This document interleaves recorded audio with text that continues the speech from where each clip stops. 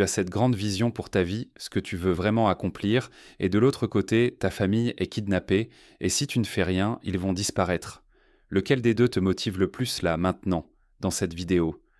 Quand j'avais 15, 16, 17 ans, j'étais un gamin assez en colère. Je pensais que j'avais plein de problèmes. Je disais aux gens que j'avais des problèmes de colère, que je n'étais pas une bonne personne. Je disais ces choses parce que je les croyais vraies et je les voyais comme des défauts. Et puis je suis allé à l'université. Et à l'université, c'est que de la propagande, des gens qui enseignent alors qu'ils n'ont jamais bossé une seule fois dans la vraie économie. Ils sont tous titulaires, hors sol. Ils vivent pas dans la réalité. Ils disent à tout le monde de poursuivre leur but et leur passion et les choses qu'ils aiment. Et moi, j'ai avalé tout ça. Alors j'ai lu tous ces livres de pseudo-psychologie, j'ai regardé tous ces TED Talks, mais le problème c'est que je ne faisais aucun progrès. Et je me sentais encore plus détraqué que je ne l'étais déjà parce que je ne ressentais rien de tout ça. J'aimerais pouvoir retourner en arrière et me dire « Mec, tout ce qu'ils disent, là, c'est juste pas vrai, t'as pas besoin de tout ça. Tu peux accepter le fait que tu sois en colère, tu peux accepter que tu ressentes de la douleur, et tu peux t'en servir pour créer la vie que tu veux.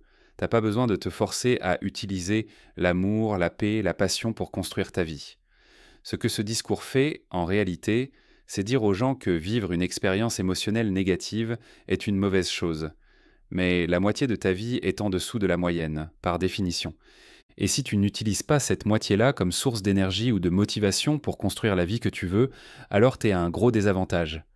Ils ont interrogé les plus grands médaillés olympiques, et ils ont découvert qu'en réalité, ils n'aiment pas tant gagner. Ce qu'ils détestent, c'est perdre. Quand ils gagnent, ils ressentent au sein du soulagement, pas de l'euphorie. Regarde Steve Jobs, c'était pas un mec joyeux et détendu qui voulait juste rendre le monde meilleur. C'était un mec dur, difficile à suivre. Mais il a créé quelque chose de magnifique à partir de cette douleur. Pareil pour Michael Jordan ou Kobe Bryant. Ils inventaient au moins des scénarios imaginaires dans leur tête, juste pour se faire souffrir un peu plus et se motiver davantage. Imagine que tu as cette grande vision pour ta vie. Et maintenant, imagine que ta famille est enlevée et que si tu n'agis pas, ils meurent tous. Lequel des deux te motive le plus? Probablement celui avec ta famille pro en danger, non? Ce n'est pas une histoire de ressentir des choses douces et positives, c'est utiliser la douleur comme carburant. Je ressentais comme si j'avais vécu plus de douleur que de choses agréables, et je voyais ça comme un désavantage, comme un truc que je devais surmonter. J'avais pas de grande mission, pas de passion, pas ce feu sacré. Et si j'avais pu sauter toute cette phase et commencer à partir du moment où j'ai accepté que c'était OK d'être en colère, que ce qui n'était pas OK, c'était de ne rien faire à ce sujet, j'aurais atteint mes objectifs bien plus vite. Beaucoup de gens croient à un mensonge, qu'il faut être heureux, qu'il faut avoir une passion ou un but pour s'en sortir. Ils pensent qu'ils sont pauvres parce qu'ils n'ont pas trouvé leur passion. C'est faux.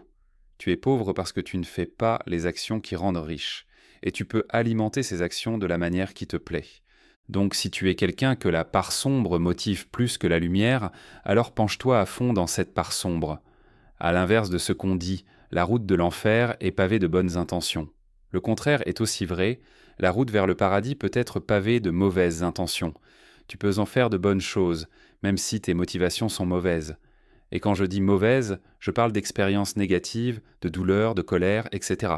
Moi j'ai encore plein de carburant qui vient de ce côté-là. Tu peux l'utiliser. Tu peux avoir ce carburant en numérotation rapide. Dès que tu es face à quelque chose que tu n'as pas envie de faire, tu appuies du dessus et tu avances. Et à force de faire ça, tu deviens bon dans ce truc. Tu commences à voir des résultats, un effet cumulé.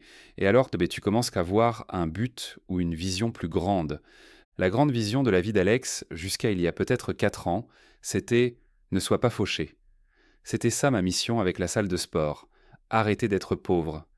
Il y a des aspects de ce que je fais que j'adore, vraiment. Mais il y a plein de trucs que je fais chaque jour que je déteste. Je les déteste juste un peu moins que je ne déteste l'alternative. Les gens les plus riches du monde te disent donc tous, ce n'est pas une question d'argent. Parce que si c'était juste pour l'argent, tu t'arrêtes dès que tu en as assez. Les plus riches ont 3 choses belles en commun. Un objectif énorme, une peur énorme de ne jamais être assez, et une capacité à se contrôler pour rester sur leur cap. Et souvent, ce contrôle de soi vient juste au moment où tu t'approches de la barrière, et que tu regardes le vide en dessous. Et là, tu imagines ce que ça ferait si tes amis te disaient vraiment que t'as échoué, s'ils se moquaient de toi dans ton dos, ou si tes parents te présentaient aux autres comme leur enfant qui cherche encore sa voie. C'est ça qui me détruirait. Les trucs chiants qu'il faut faire ne sont pas fun.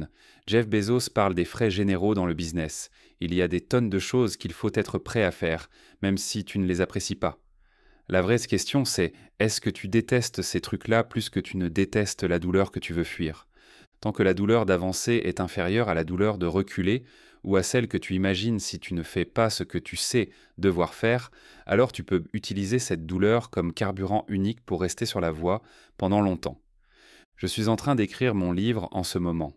J'en suis à mon 11e putain de brouillon. Il n'y a rien qui me rend plus malade que l'idée que j'aurais pu faire mieux. La douleur de penser que ce livre pourrait ne pas bien marcher, ou que les gens disent « il n'a pas tout donné ». Ça me fait 1000 fois plus mal que de devoir me remettre en haut de la montagne encore une fois pour faire une nouvelle vidéo, un nouvel article, un nouveau short, une nouvelle putain de réécriture de chapitre. Encore. Parce que quand je le sortirai, je veux me dire « j'ai littéralement tout donné ». Un des principes par lesquels je vis, c'est que je ne vais pas faire de mon mieux. Je vais faire ce qui est nécessaire. Et la différence entre ce que tu penses être ton mieux et ce qui est nécessaire, c'est la différence entre ce que tu crois être ta limite et ce que tu peux réellement faire. Et ce que tu peux vraiment faire, c'est ce que tu ferais si la vie de tous tes proches en dépendait. Ce que les gens regardent, c'est le résultat. Ce que tu mets dans le monde, pas pourquoi tu le fais. Ce qui te motive, c'est ton affaire. Donc si tu es dans une situation où tu ne trouves ni but, ni passion, tant pis. Mais ça ne t'autorise pas à ne pas réussir.